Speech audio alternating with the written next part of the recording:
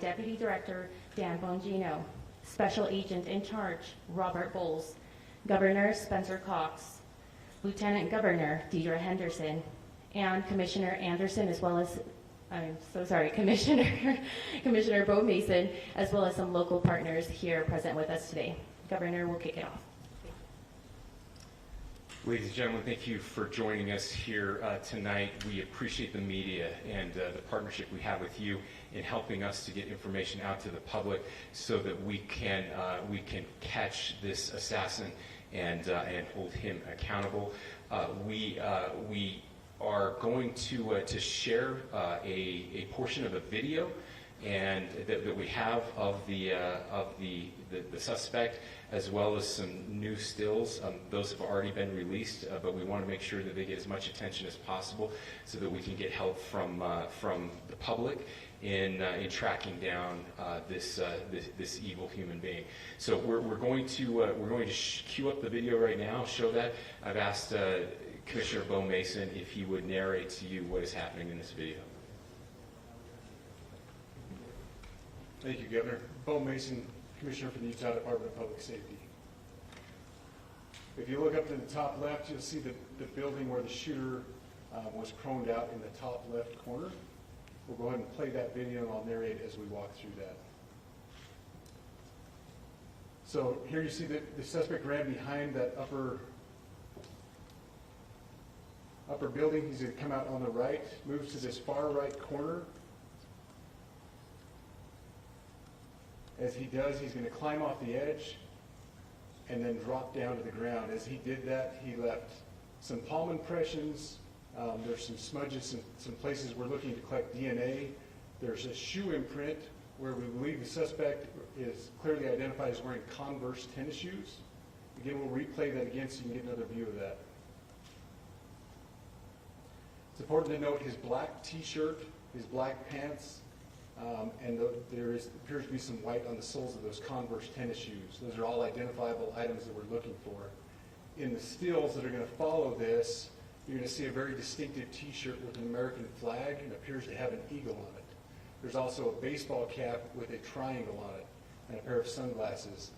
All distinctive, all things that we would ask the public to look for and try to identify if they know someone who has those items, who has been seen wearing those items. We're looking for all that information.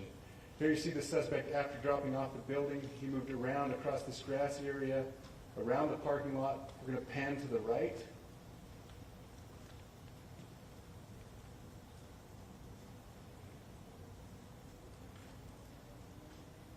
After he crosses the street, this is where he moves over into the wooded area.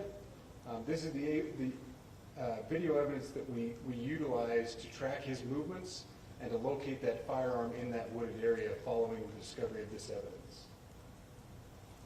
Good. You want to go to the stills?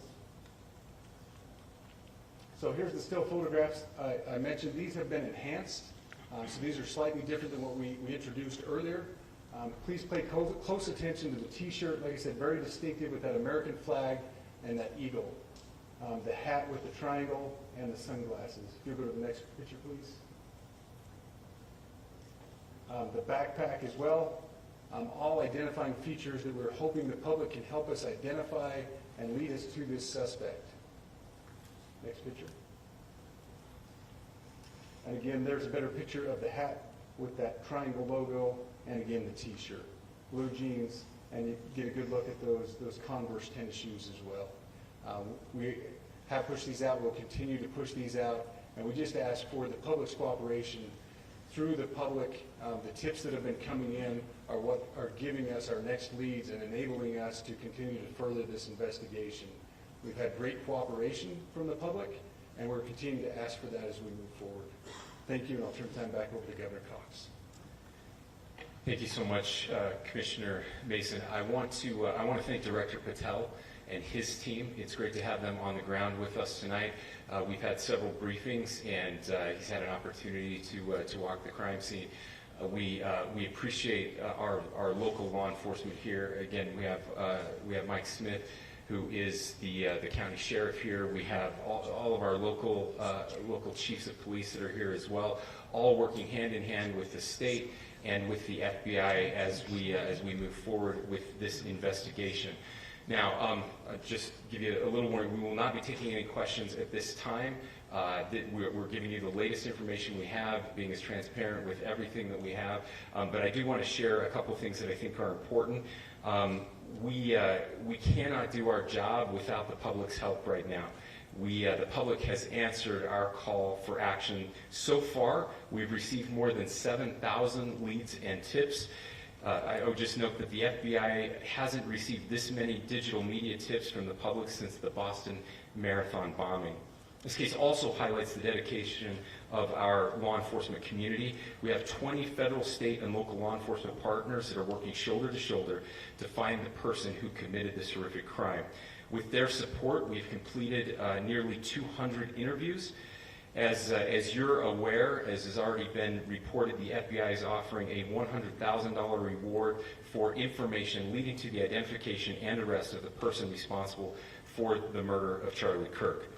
We also continue to implore the public to support this investigation and come forward with any information. We are truly hopeful that this video and new photos will lead to even more tips. We are processing. We have an incredible team, a state and federal team working together to process those tips. We are going out in tandem to interview any potential person of interest or suspects. But we need, again, we need as much help as we can possibly get. Any videos or photos that you might have, the public, should be submitted to our digital media tip line, which is www.fbi.gov/Utah Valley shooting, all lowercase. Again, that is fbi.gov/Utah Valley shooting, all lowercase. You can also provide general tips about the shooting by calling 1-800-CALL-FBI. That's 1-800-CALL-FBI, or at tips.fbi.gov. This is, I would just say, this is not just a local matter here in Utah. We have people all over the country that are helping to bring this perpetrator to justice for Charlie Kirk and his family. I will just add as well that, as was mentioned, there is a lot of forensic evidence that is being processed right now at both the state lab and the federal labs, federal lab on the East Coast. So we are working in tandem together. I would also just add a word of note for those people who are spending so much time on social media. I think Charlie said it best, that when things get bad, we should put our phones down and spend a little time with our families. There is a tremendous amount of disinformation. We are tracking our team, the state team, and I'm sure the federal team as well. What we're seeing is our adversaries want violence. China, we have bots from Russia, China, all over the world that are trying to instill disinformation and encourage violence.